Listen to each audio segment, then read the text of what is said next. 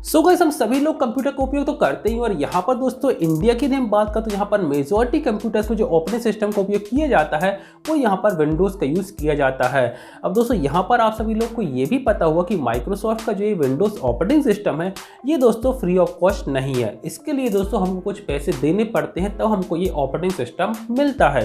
लेकिन दोस्तों आप लोगों ने इस चीज़ को भी देखा होगा कि इंडिया में ज़्यादातर लोग जो हैं यहाँ पर फ्री विंडोज़ ऑपरेटिंग सिस्टम का उपयोग करते हैं, जिसको दोस्तों पायरेटेड विंडोज़ बोलते हैं।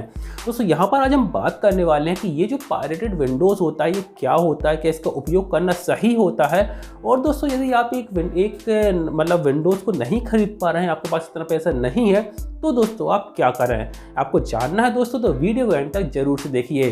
साथ ही दोस्तों यदि आपको मेरे चैनल कंटेंट पसंद आए तो प्लीज़ मेरे चैनल को सब्सक्राइब करके सारे बेल आइकन को प्रेस कर दीजिए, जिससे मेरी आने वाली सारी वीडियो की नोटिफिकेशन सबसे पहले आपको मिल जाएंगी। तो बिना किसी देरी के let's get started to the video.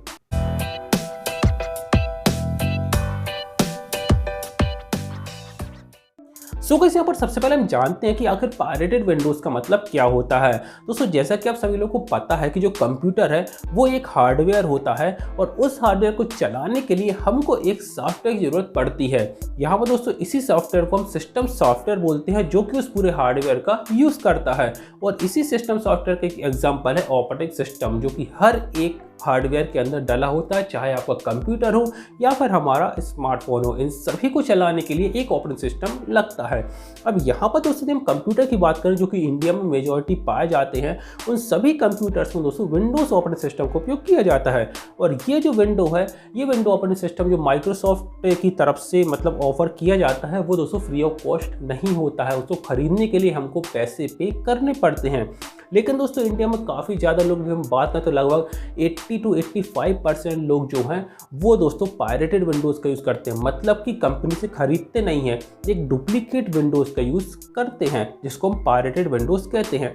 अब क्यों करते हैं दोस्तों? पहली तो केस ये कि वो अपने पैसे बचाते हैं, और सेकंड दोस्तों ये है कि यदि हम बात करें किसी एक कंप्यूटर लैब की, चाहे वो आपके स्कूल की हो, आपके कॉलेज की हो, तो वहाँ पर आप देखें दोस्तों बहुत सारे कंप्यूटर्स होते हैं, लगभग 50, 100, 200, 500 कंप्यूटर्स तक होते हैं, 1000 कंप्यूटर्स तक होते हैं। अब उन इतने सारे कंप्यूटर्स में दोस्तों ऑपरेटिंग सिस्टम तो चाहिए है, तो यहाँ पर आप सोचिए दोस्तों कितने सारे ऑपरेटिंग सिस्टम खरीदने पड़ेंगे और वहाँ पर कितना पैसा देना पड़ता है। लेकिन दोस्तों अब यहाँ पर अब यदि कंपनी फ्री ऑफ कॉस्ट नहीं दे रहे तो डेफिनेटली आपको पैसा तो देना पड़ेगा।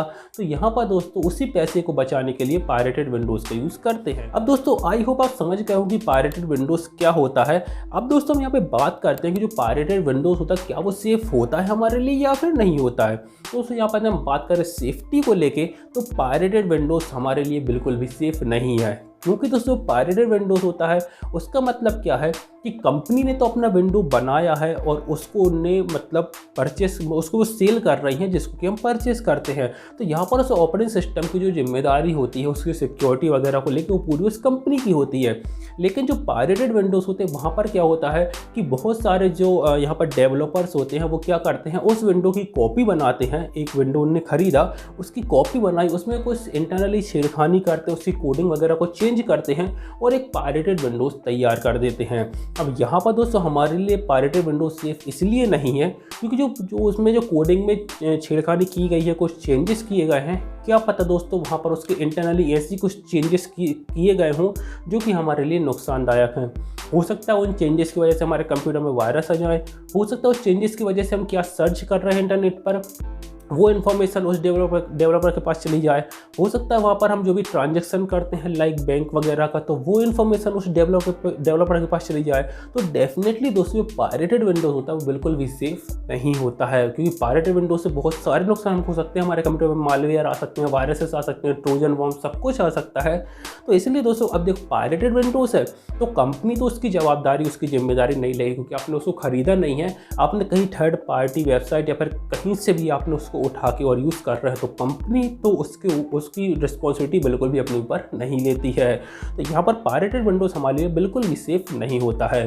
अब दोस्तों पर हम बात करते हैं कि हम क्या करें यदि हमारे पास इतने पैसे नहीं हैं कि हम एक विंडोज़ को खरीदें, एक ऑपरेटिंग सिस्टम को हम खरीद पाएँ और दोस्तों हमको कंप्यूटर में चलाना भी है। तो अब हम दोस्तों क्या करें? तो यहाँ पर दोस्तों हमारे पास एक ऑप्शन निकल के आता है एंटीवायरस कि हम पायरेटेड विंडोज़ का यूज़ करें और साथ में उसको में एंटीवायरस को डाल लें।